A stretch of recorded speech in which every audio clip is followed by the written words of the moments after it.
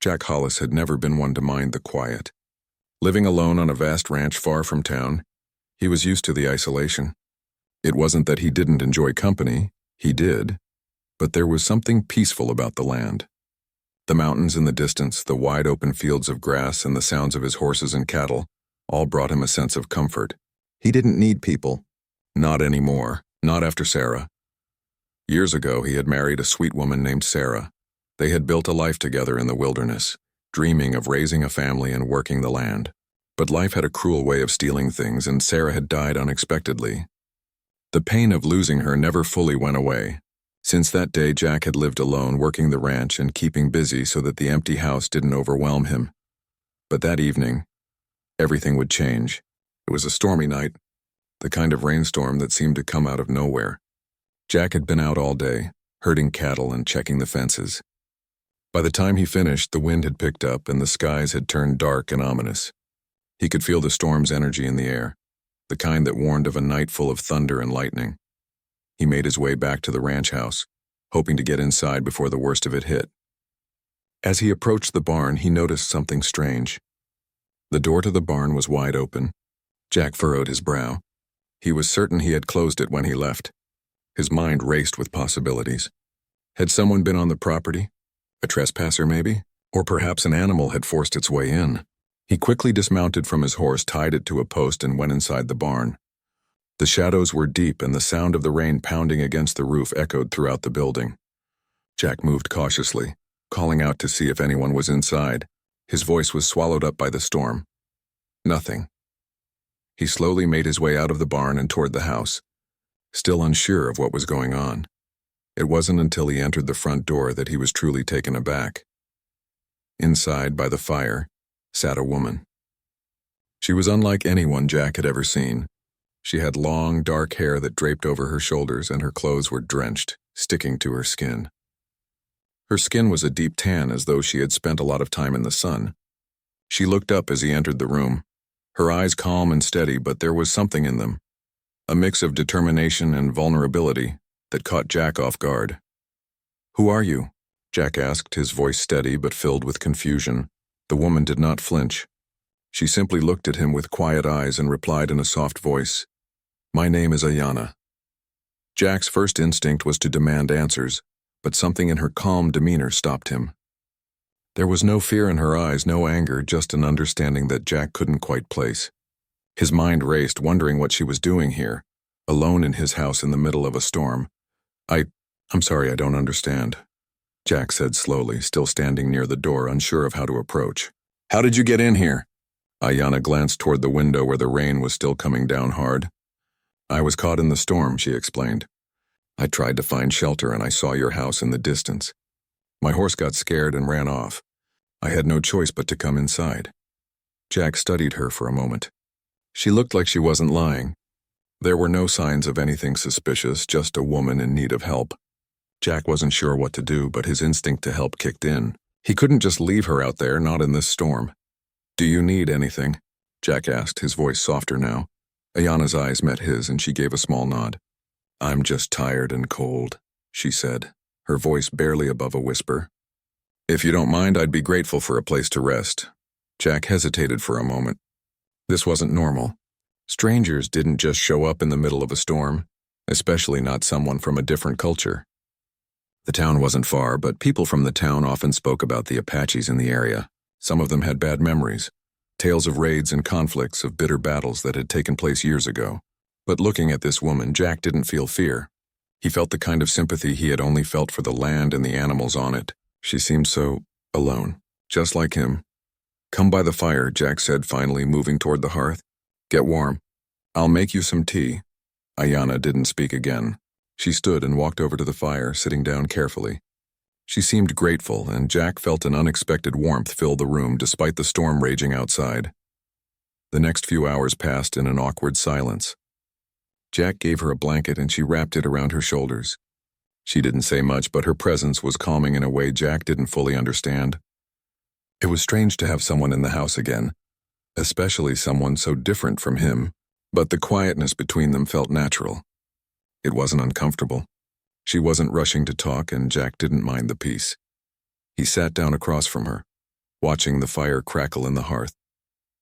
The rain pounded against the roof, making a sound like the world was coming down around them. Outside, the storm was relentless. Inside, though, there was a strange sense of calm between them.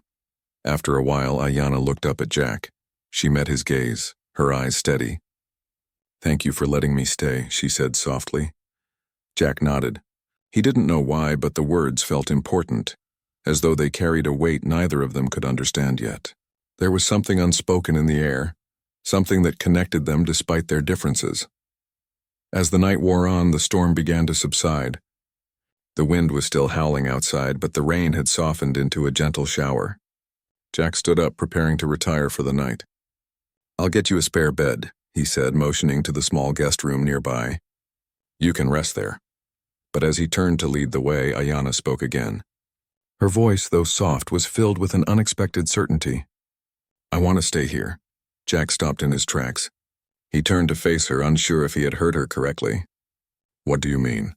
"I don't want to leave," Ayanna said, her gaze fixed on him. "This place feels safe. I don't have anywhere else to go." Jack stared at her for a long moment, unsure of what to say. He had never expected this. She was a stranger. She was different. But in that moment, something inside Jack stirred. He wasn't sure what it was. Sympathy, loneliness, or something deeper. But he knew that things were about to change. "All right," Jack said finally. "You can stay. For now."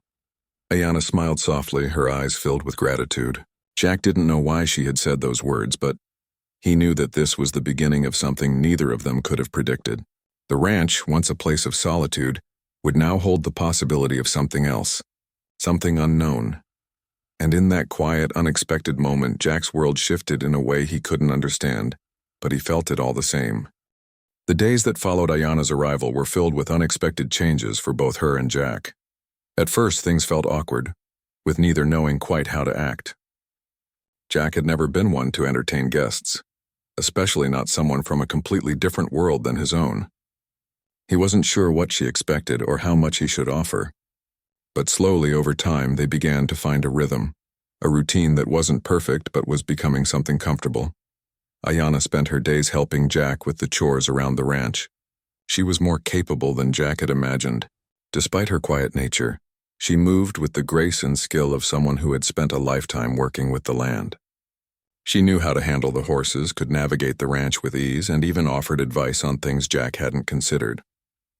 Her knowledge of herbs and plants was impressive. She would often disappear for hours, returning with bundles of plants she'd collected from the hills, which she claimed had medicinal properties. Jack found himself relying on her in ways he hadn't expected. One morning, as the sun began to rise over the hills, Jack was out in the barn, fixing a broken fence post when Ayanna approached. She had a basket of freshly picked herbs in her hands, her long dark hair flowing behind her like a veil. The sight of her was a calming presence, as it always was now. There was no longer any tension between them. Their shared silence had become comfortable. "I found some wild sage," Ayanna said, holding out the basket to him. "It's good for the animal's digestion." Jack took the basket, inspecting the herbs carefully. "I didn't know you knew so much about plants," he said, genuinely impressed. Ayanna smiled faintly, though it was hard to tell if it was from pride or something more personal. "I learned from my grandmother," she said. "She taught me how to survive in the wild. The land provides everything we need if we know how to look for it." Jack nodded, accepting the herbs. "I could use all the help I can get," he said. The words felt strange coming from him. For so long he had been the one providing. Now here was Ayanna, offering things he didn't even know he needed. They worked side by side, the hours passing quickly.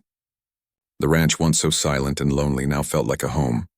The days were filled with routine, feeding the cattle, mending the fences, and gathering the harvest from the small vegetable garden that Jack had started. At night, they would sit by the fire, exchanging stories. Jack would tell her about his childhood, growing up in the small town nearby, and Ayanna would share tales of her people, their history, their struggles, and their connection to the land. Jack found himself learning more than he ever expected. He had always seen the Apaches as something distant, something from the stories he had heard from settlers. But Ayanna had changed that. She wasn't just a woman from a different tribe. She was someone who, like him, had suffered losses, faced challenges, and survived them.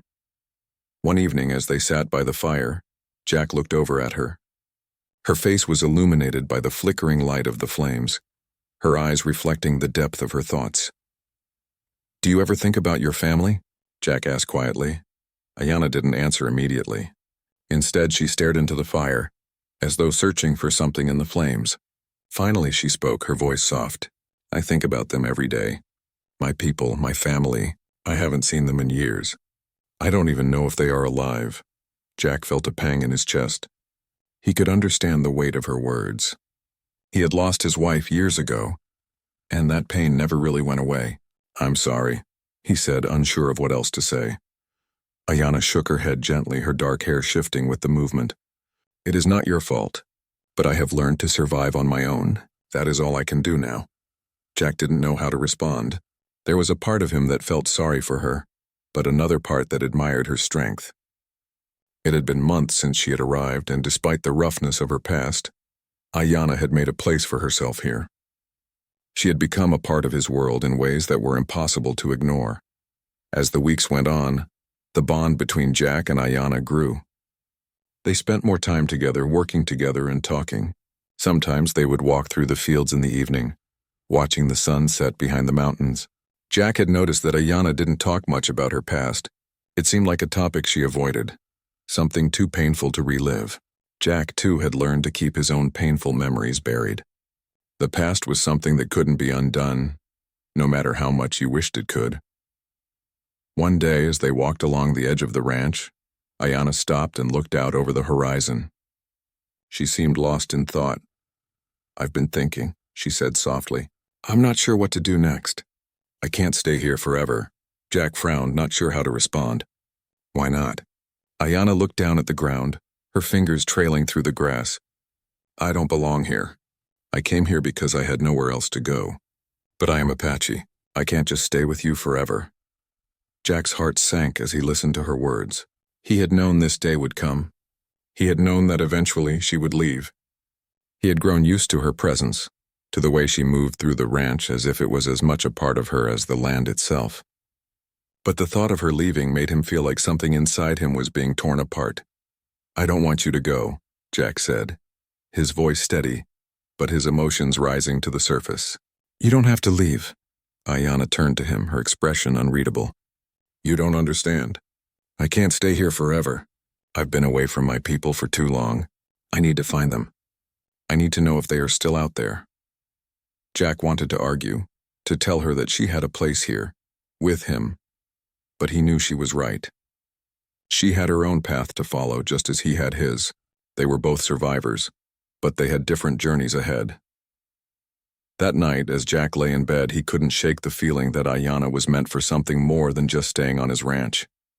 She had come into his life, and though it was brief, she had brought a sense of purpose back to him. But now it was time for her to go. The feeling of emptiness crept in once again, but this time it was different. It wasn't just the loneliness. It was the understanding that sometimes people come into your life not to stay, but to help you realize something about yourself. Ayanna had helped him understand that there was still hope, even in the darkest of times, and he would never forget her for that.